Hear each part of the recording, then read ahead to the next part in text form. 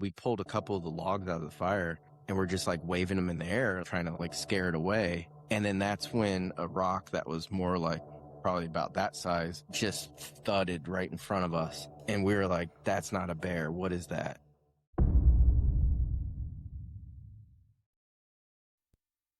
You're listening to the Cryptid Crew Podcast. I'm your host, Mark Childers. Before we get started, if you've had an encounter or an experience or just something unexplained, click on the link tree in the description and share your encounter. Thank you for listening to the Cryptid Crew Podcast.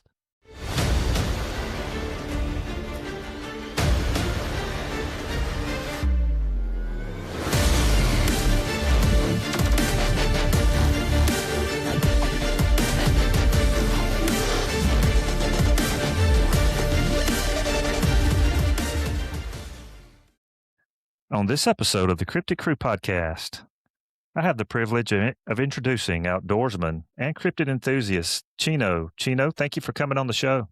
Hey, thanks for having me. Appreciate it. Yeah, no problem at all. We've talked before on the phone and we've met before as well. And you have told me about a pretty neat encounter that you had in New Mexico. Yeah. Tell the listeners about that encounter and just kind of go into detail if you can. Yeah.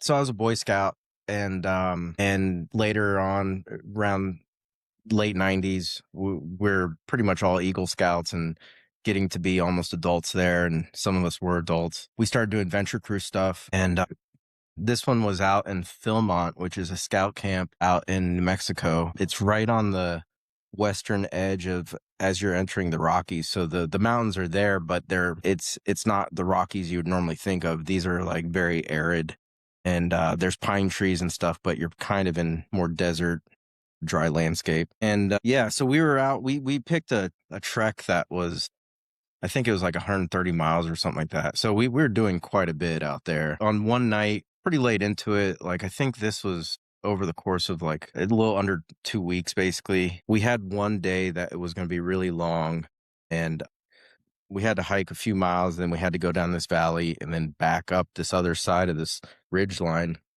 And it was going to get us to kind of the base of Mount Phillips. And that hike that day was going to be like 11 or 12 miles. So we started pretty early and pretty much spent the whole day until the sun was starting to go down. That's when we kind of got to camp. And so it was a long day, but once we got to camp, we were on the other ridge line, and it overlooked this whole valley and everything. And it was actually really, really cool spot. It's those pine trees that are kind of like spread out. So there's not a lot of foliage anywhere. It's all like basically like just a pine tree here and there. And a lot of pine needles on the ground. So we ended up just having a regular night. We started having a fire and we were going to turn in kind of early. So it was only like 9 or 10 at most.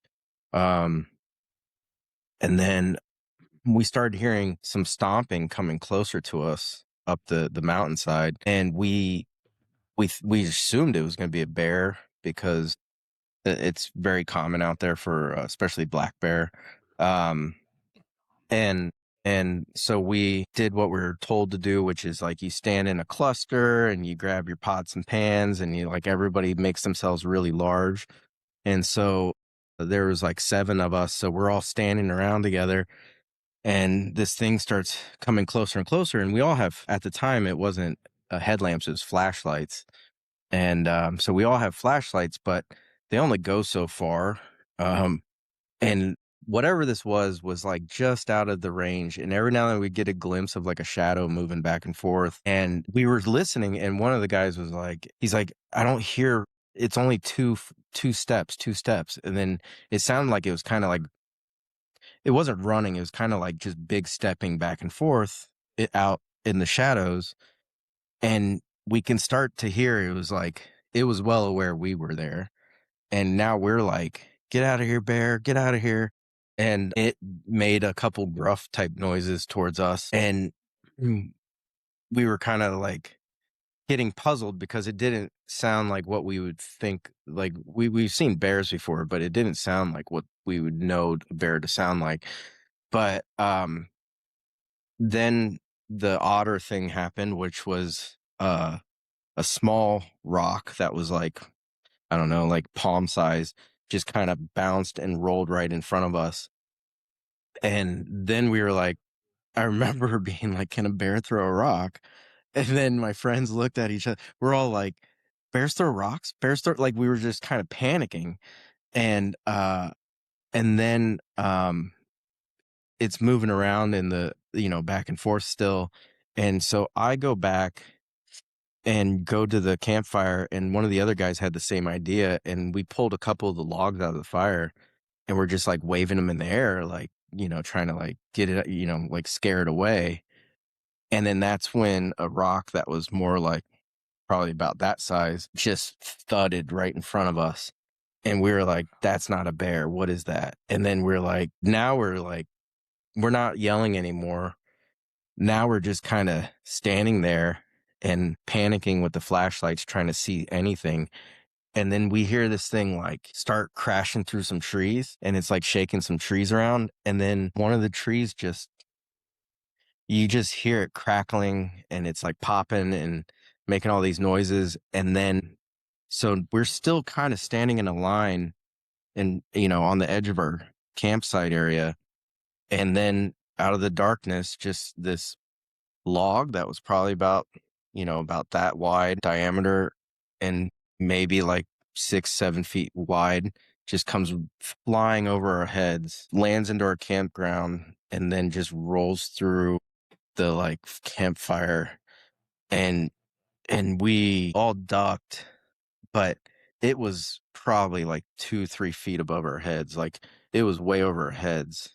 And we now were like, what is this? And at the time, none of us were like thinking like this could be a Bigfoot thing or anything. It was, we were just kind of stunned. And then the thing like gave uh like roar, but it was kind of like as if like felt, honestly, man, it felt like it was annoyed we were there. Like, it felt like move, like get out of the way, go away kind of thing.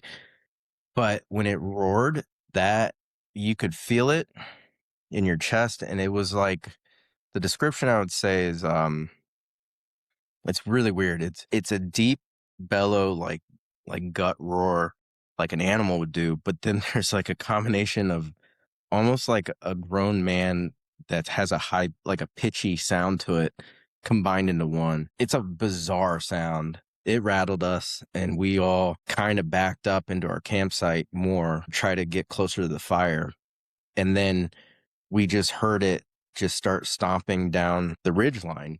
It's a decent steep ridge. We had to like switchbacks all the way up, and it just went straight down it. And when it was going down, we could hear it stomping for a little bit. And then about, we're now like, is it gone? Is it gone? And we're all talking to each other and trying to reassure each other. And uh, we started throwing all the logs on the fire, just like build that thing up high as it could go. And I remember we were still like standing guard kind of for about, I don't know, 20-25 minutes. And then we kind of backed off and went towards the fire and just were hanging around the fire thinking like, okay, I think it's gone. But then from across the valley, probably about 30-35 minutes, we just hear that same roar, and you could hear it go across the entire valley. And that give you an idea how much land that covered. It took us like probably like 4 hours to do the whole back. We had to do all these switchbacks, and then there's a few miles in between on that valley floor, and then going on to the other side. That took us like so much of our hike. And in 30-40 minutes, that thing was clear across that valley. And so it was a weird one. And the next morning, when we're all packing out, we go over there to where we heard all where it was. We were just kind of investigating it, and that's where we found there was it wasn't a massive tree, but basically that log, we could see where it uprooted the tree, and stepped on the base, snapped near the base, and then on the top half, it just broke that off. And then the top half was still laying there. So the log it threw at us, it literally just snapped that out of the ground and then chucked that thing at us. And then the ground there is really hard. It's all dried out. You're basically up on top of this like, mountain range ridge line. So we didn't see any footprints or anything like that. But later on that trip, about 2 days later, we were down in one of these valleys and it happened to have I guess they had like a shower go through there and there was mud and stuff in there. And sure enough, we saw this footprint in there. And like I said to you, I have a photo of it somewhere, like a hard photo. If I can find it, I'll send it to you. But I put my Nalgene next to it to give a size because the footprint was in the water in this mud and it was a good imprint. And that was my first brush with anything like thinking Bigfoot or anything that direction. And it was, I would say, not quite double the size of the Nalgene, but close to it. And I don't know if you're familiar with what a Nalgene is. It's like an old water bottle, the plastic ones. Right. They had the screw off lids. And so yeah, man, it was a weird one. It was very interesting. Never saw anything, can't definitively say what it was, but never had a bear throw anything at me. The uprooting thing, I've definitely seen that before, but not like snapping logs and throwing that. To me, I mean, obviously, I think without seeing it, that's where I would go towards with like the interesting thing is I've heard on videos online where people have like played something where they've been out there, and especially if you go to the sounds from New Mexico, I've heard it where people recorded it and it's the same sound. So it's definitely interesting to me, but yeah. Yeah, I have a recording. I'll send that to you as well to tell Yeah. me if it's if it I'll never similar to forget what it. you So right. yeah, if it's similar, I'll know instantly. Right. Well, you're talking about you didn't definitively know that it was a Bigfoot or whatever, but yeah, you add the pieces together.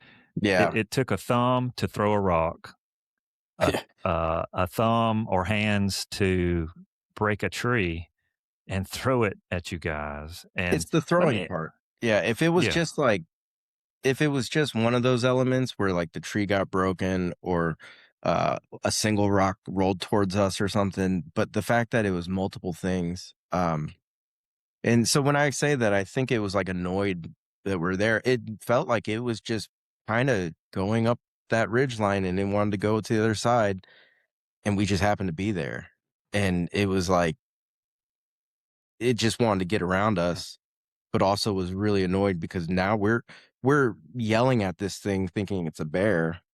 So to me, it was like it was just trying to get us to go away. But it's interesting because as scary as it was, I honestly don't feel like it was trying to hurt us. Because if it was like that log, it could have easily thrown that lower. We would have, you know, anywhere it would have hit us, we would have been messed up. sure. Chino, how long did the encounter last?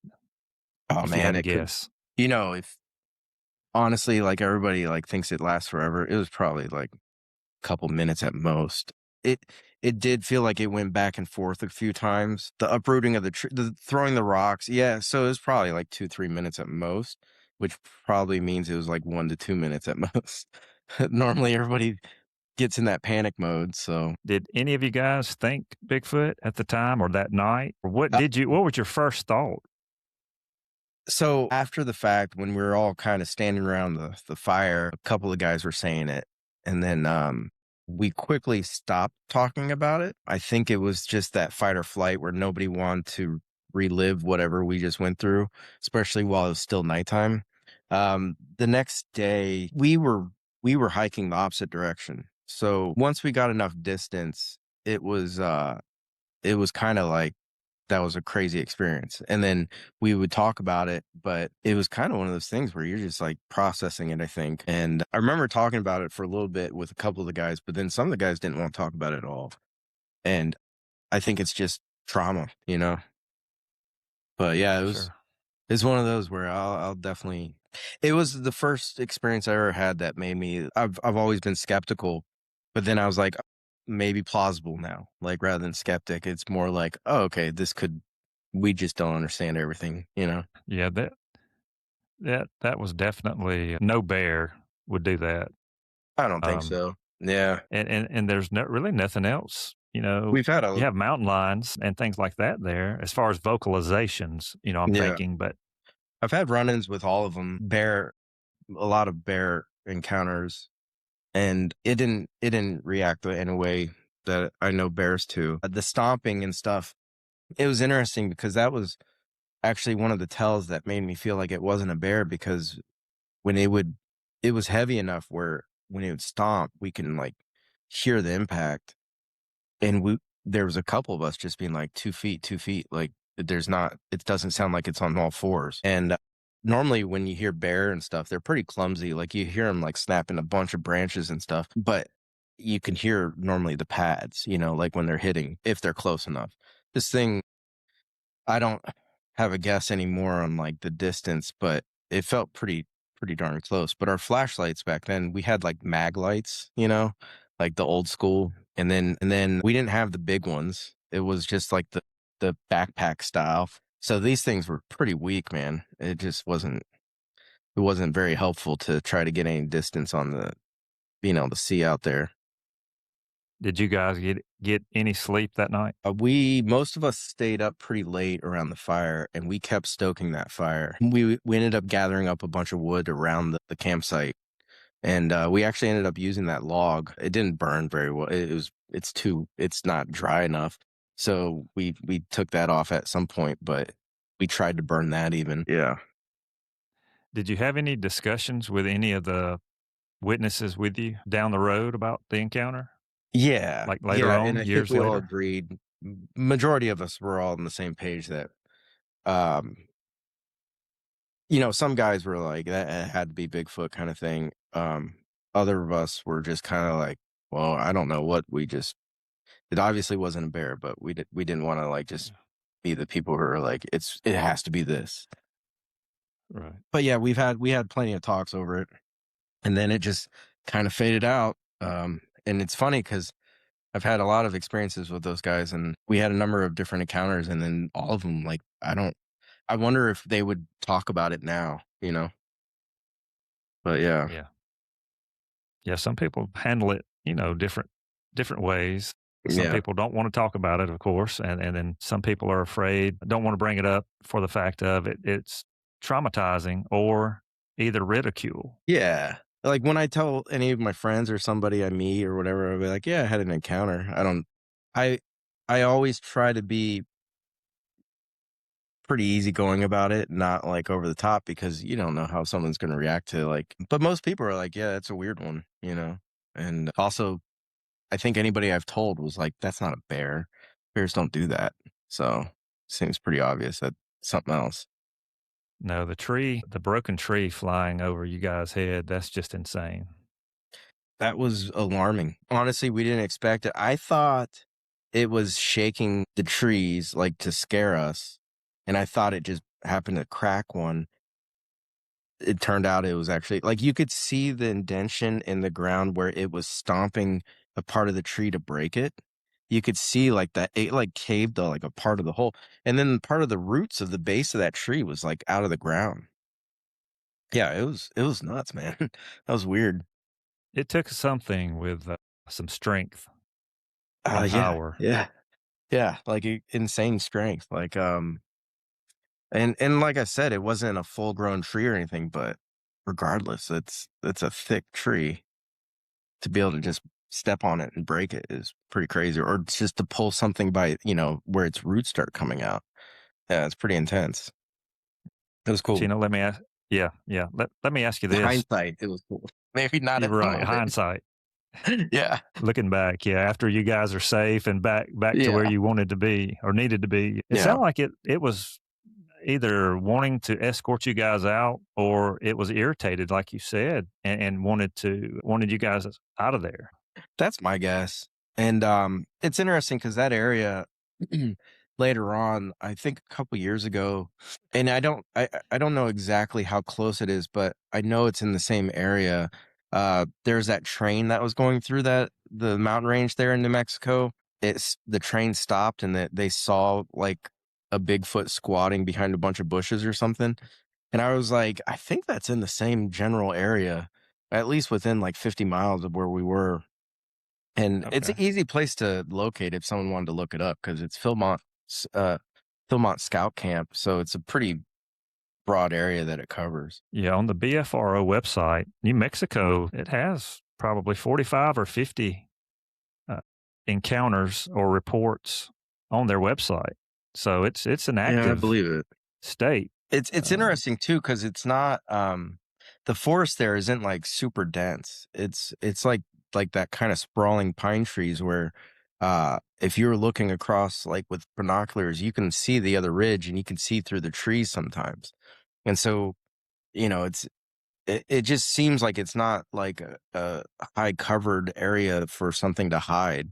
So I would imagine like there has to be other people who witnessed a bunch of stuff out there, but yeah, makes sense Yeah. to me. Yeah. And that's what's reported. And there's no telling what's not reported, you know. Yeah. Yeah. Would you want to have another encounter like that? You know, like it, it's like that what is it like the type A adventure or whatever where it's like or type B adventure where you in the moment you're losing your mind and you think like you're gonna die, but then afterwards you're like that was pretty cool. I'm happy that I had that moment. I would say that I wouldn't mind having another encounter only because I really think I don't think this thing was out to hurt us. Like I really do feel like it just was like trying to scare us to like leave it alone or to get out of the way or whatever, right? And all these like people who have these encounters and stuff, I've never heard anybody say that it hurt them. So if these are out there, like I've never heard anybody once say like I got attacked. It's just not. I mean, maybe you have. I don't know, but I feel like it's just not very common to hear anybody. They had, you know, everybody gets scared, everybody gets like things happening, but it doesn't seem like anybody's been attacked, as far as I know. Yeah, very rare. But most of the time you hear something like that, like you describe, it's an intimidation factor. Yeah, and that's what I feel like it was doing. So in that sense, yeah, it'd be great to have like something else that like where I could actually have seen it. That would have been cool, but all we saw was a big shadow stomping around. Right. That's a pretty interesting encounter you had. Let me ask you this, Chino, kind of transition into something else. You live in the Pacific Northwest. I do, yeah. Yeah. Yeah. And We we actually have full towns dedicated to this stuff, and it's funny because like I don't know, I'm sure there's a lot of encounters out here. I haven't run into anybody yet, though. well, that's what I was going to bring up. The Washington has the most by far on the BFRO website. They I have didn't know that, but I believe it. Yeah. yeah, I think it was 720 or something like that, and that's Wow. double what Oregon, Ohio, and even Florida. They have, I think, in the There's 300 parts of range. Washington that are like incredibly dense and also just nobody can get to. I believe it. There's so much like wild wildlife space out here and pretty rugged terrain. I could totally see things being out here and not being able to be found. But yeah, Yeah, that's cool. I didn't know that. and Oregon's the same way. You know, it's similar to Washington Hmm. as far as the terrain The and such. forest, yeah. Yeah, yeah, yeah. Chino, let me ask you this: are there any other cryptids that interest you, or you have interest in? Sure. These days, like I'm pretty open minded to it all because like I just think it's interesting, and especially if something has a number of encounters where it's not just one time thing, where it doesn't feel like anomaly as much as like, oh, this is statistically more people. There's too many people for this to just not be real. I like that. So things that and uh, like I've been a couple places, like I was in Puerto Rico and we're in this mountain bar. My uncle had family that was from Puerto Rico, so they took us to like some local places out in the mountains, and we were at this one bar called the Tiger Bar, and it's literally just like a shack, a roof shack, and no walls, and just a bar in the middle of the jungle. It felt like, but uh, people there were mostly other than us. We were like the only non-locals. Everybody else there was either somebody hiding out, not wanting to be found, or just farmers. And so with my limited Spanish, I asked them about Chupacabra, and the bartender pointed at a bunch of the farmers down the bar, and they were happy to talk to me about it. They were nice guys, but you could tell it like plagued them. And they told me that this thing was like it'd come around and it was killing all their livestock, but it was all goats and chickens for the most part. And they've said that it would leave them their animals just dry. And for them, it wasn't. For me, it was like a novel. Like it was just novelty of hearing it, and it was just cool. But for them, it was like their livelihoods were just getting depleted. They said it was like, yeah, they were somewhat scared of it, but more like they wanted to just get rid of it. And I just thought it was interesting because for me, like hearing it from firsthand encounters, people who actually like were there or being affected by it, gives it also it brings it more to reality to me of like, oh, this is not just some story. These are people who are living with this thing or whatever it is. So it's like, okay, yeah, maybe there's something to it. It makes it a little more plausible in my head. I've always tried to be a skeptic, or I think I'm partially just that way. But as I get older, it's like the more experiences I hear about stuff, the more I'm open minded about things. And like I said, I think that Bigfoot one was like the first one to like really open me up to things where I'm like, yeah, we don't know anything.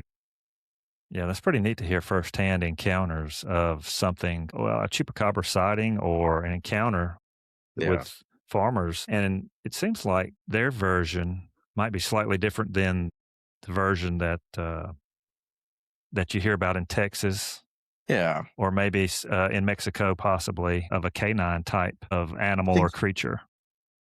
I think there's also like a lot of false positives on that, like false identification, where people 100% saw something, but it's amazing how different animals with mange just look so warped, look so crazy. And if even like a raccoon, if you look up a raccoon with mange, and now the internet allows us to see all these animals with mange, otherwise you'd rarely see it, especially if it's a terrible case where all of the hair's gone. A raccoon has opposable thumbs. Like it basically looks like it can hold on to things and in like hands. I could totally see how that could be confused. But in other cases, how do you explain like the missing blood? That's weird. I don't know. I don't have that answer. Yeah, I don't either, but I've heard that, and in a lot of the cases where like you said, livestock is killed, goats or chickens, and there's no sign of blood Yeah. around the animal or even in the animal. So where does that go, or what caused that? That's a mystery for sure. Yeah. Also, Texas is it's a weird place, man. It has a lot of. I lived down there in Austin for a little while, and um, the even the animals like the big game like boars and stuff that they hunt larger than life. Like people don't believe they think it's like a or something because of how big these pigs get and these different animals and stuff. And it's like I've heard a lot of stories down there, of just different things down like especially around Corpus Christi and stuff like that. But yeah, there's some interesting things down there. Yeah.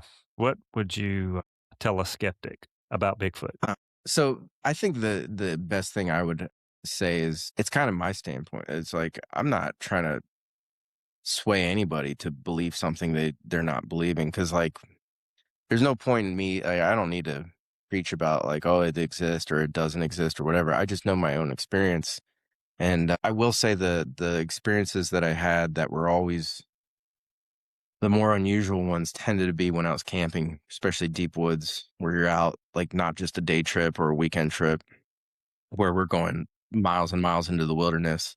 That's where a lot of the experiences we had took place where I realized like oh, it's more likely because there's no people there, you know. Um, I think there is something to why these things are not discovered as often is because they're probably just hiding out or they're not trying to be found. I don't have the answers on what I experienced or, I'm still trying to figure out some of this stuff. But at the same time, if someone's skeptical, like I think that's healthy. I think it's good. Like figure out all of the parts that can be debunked, and then you have your answer, right? Like, so like, I'd rather someone be skeptical than full on believing and just wanting more to, wanting the belief, because I'd rather go about it like more of a scientific approach of, yeah, like let's debunk the parts that aren't real and then get to the core of it. And then we actually have something, to stand on. Yeah. So yeah, Good answer. keep being a skeptic, I guess. Like that's honestly a healthy answer, but open-minded skeptic, somebody who's open to experience something for themselves. Agree with you. Good answer. Couldn't have said that better myself. Chino, at the end of each episode, I do a rapid fire Q&A Okay. where I'll ask 3 questions, and it's the first thing that comes to your mind. It's casual. You ready? All right. All right. Vacation, beach or mountains? Ooh, I've been craving beaches right now, but maybe mountains in the distance. Island mountains with the beach. Yeah, let's go there. Combo. Sounds pretty good. All right. Number 2, favorite NFL or college football team? Right now, Seahawks. Seahawks. I Okay. live out here. I adopted. So There you go. They had a good season. yeah, good timing. Yes. All right. Number 3, favorite Bigfoot TV show, past or present? I'm gonna go Venture Brothers. And if you know, I you guess know. I've heard that one. Yeah, if you know, you know. Okay. People who know it will know. And I encourage you to look up Venture Brothers Bigfoot episodes. All right. I'll have to check that out. I've never heard that. I'll see what that's about. Well, Chino, I appreciate you coming on the show, taking time out of your schedule to come on here and have a conversation about Bigfoot and a pretty amazing encounter that you had in New Mexico. That's really insane. I appreciate you having me. Thanks. This has been actually a lot of fun. We can do it I've again. enjoyed it. Yeah, need to do that. Yeah, we need to do a part 2 and talk about some other things. So Yeah. Oh, yeah. And for the listeners, if you've had an encounter or something strange or unexplained, email us at the Cryptid Crew Podcast at gmail.com. Thank you for listening, and God bless. Thanks, guys.